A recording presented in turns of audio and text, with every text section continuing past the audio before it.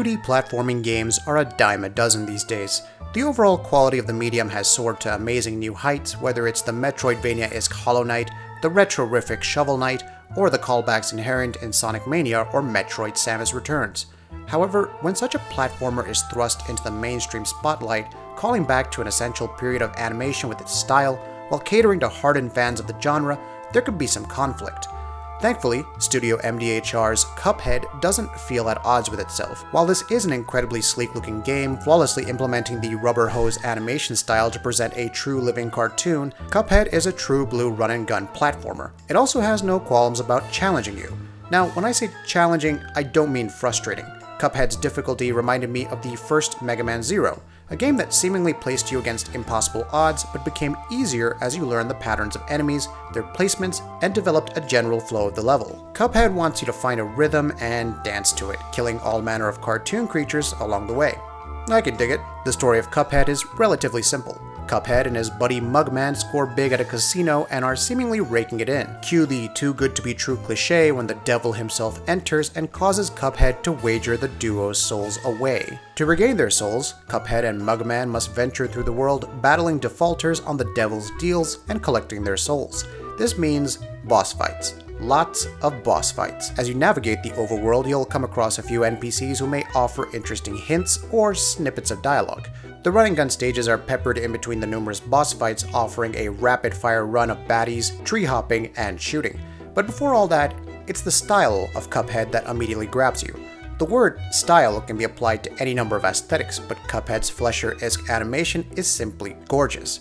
Cuphead's reactions, from gaining a new power-up to snapping his fingers to shoot little projectiles, are all beautifully animated.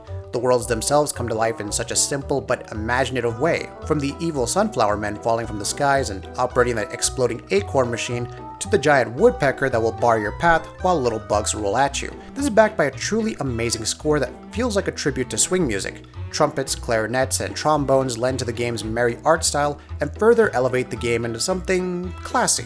To see such work put into the entire experience is a testament to the love and care that Studio MDHR have put into Cuphead. I'm not usually one to judge a game too heavily on its presentation, but Cuphead's visual style does more than just look pretty.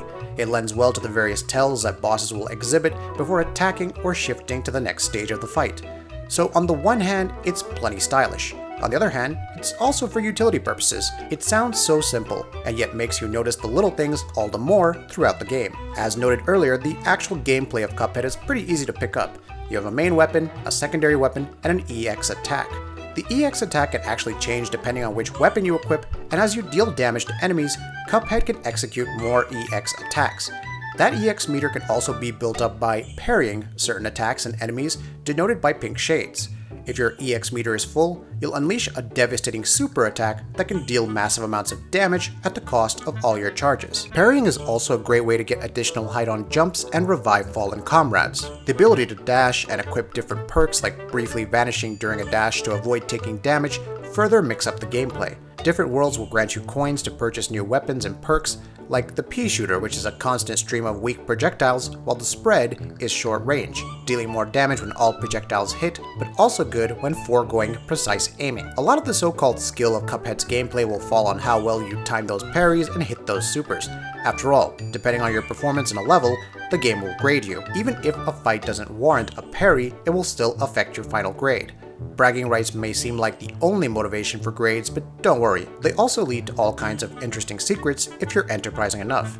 Regardless of how skilled you may or may not be, Cuphead's controls are exceptionally responsive, and there's a certain satisfaction in parrying and nailing that EX attack every time. Though I immensely enjoyed Cuphead's run-and-gun stages, it's the boss fights where the game truly shines. It starts out simple with the root pack as the game teaches you the essentials of shooting, dodging, and parrying. Before you know it, you're facing off against a pair of oversized frogs with boxing gloves that can combine into a huge slot machine that fires all kinds of dangers. There's the oversized sunflower Cagney Carnation who launches seeds into the air with machine gun-like gusto before sending spiky roots on the ground to kill you. Words really fail to describe some of the bosses, like Hilda Berg, who starts out as a blimp on a unicycle as Cuphead flies a biplane that can shrink to avoid her attacks and transforms into a bull made of clouds and a giant crescent moon that shoots UFOs. It looks as cool as it all sounds. On the one hand, given how much personality is imbibed into every single aspect of Cuphead, I did want to know more about the bosses, wishing they offered a bit more backstory to their various conditions, which comes across as a nitpick, but still. It's the Shovel Knight effect, except with no back and forth dialogue between Cuphead and these bosses. I shouldn't go off of sheer looks when it comes to wanting to know more about these various characters, but that's how distinct and personable they come across with just their looks. You might still be wondering if Cuphead is tough, which ultimately comes down to how you approach run-and-gun platformers. If you're prepared to repeat some stages to nail down certain sections just right and minimize your mistakes for success, then yes, Cuphead will delight you. If certain boss attacks that home in on you, or platforms that disappear, or jumping while battling numerous foes at once, hitting a parry at the right time will frustrate you, then it's a tough call. I still stand by the Mega Man Zero comparison though. Cuphead will challenge you, but it'll also push you to get better, and if you have the reflexes and sense to know what to do at certain times, then it won't be long before you're waltzing through levels without taking a single hit.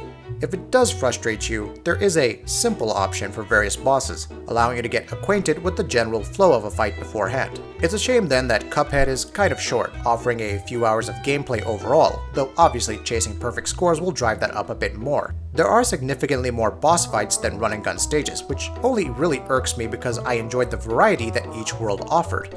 Unfortunately, there's no official online co-op at this time, which is a bummer for those wanting to play with friends outside of local play.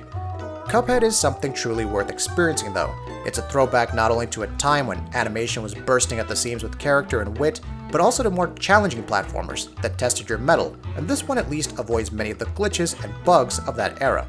Cuphead's gameplay definitely isn't for everyone, but it's hard to look at the sheer effort that went into it and not appreciate it. For fans of 2D platformers, well, here's another one to add to the list, that too close to the top. That'll be it for this video. If you like what we're doing, please go ahead and subscribe, and we'll see you next time.